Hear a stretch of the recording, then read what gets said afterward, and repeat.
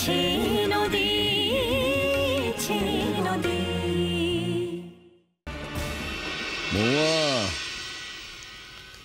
মোয়া একটু জল দাও তো,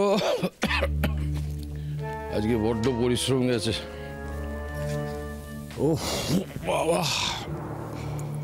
এখন খালি জলই দিচ্ছি বুঝলে, এখন অন্য কিছু খেলে আর রাত্রে খাবার খেতে পারবে না। এনো ভাবি, আমি তোমাকে এক কাপ কফি করে দিই। কফি করবে তুমি? দাও। এত রাতে কফি খাবে? খিদেটা নষ্ট হয়ে যাবে।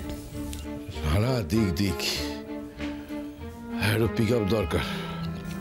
ঠিক আছে, দিচ্ছি। মেঘুয়া বুড়ি কোথায় গেল? হ্যাঁ, আরে আমি বাড়িতে এলাম, মেঘুয়া বুড়ি কাছে এলো না।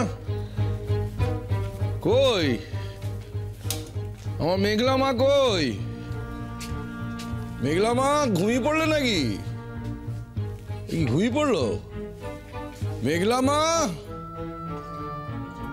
কই? কাকে ডাকাটা কি করছো? শরীরটা কি আবার খারাপ হলো নাকি? মেঘলা কি হলো, উত্তর দিচ্ছ না যে? সে বাড়িতে নেই, গুরুজির বাড়ি গেছে। বাড়ি নেই? ও, তো কলেজ যাওয়ার সময় তো দেখলাম শরীরটা তেমন জুতে নেই। কি এখন ভালো আছে তো নাকি? কি হলো, কিছু বলছো না যে? ভাবি,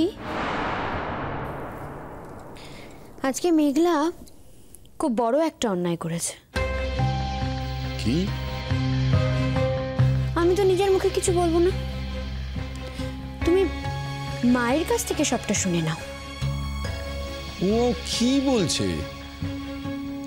আবার তিথি কোনো অশান্তি করেছে মেঘলার সঙ্গে?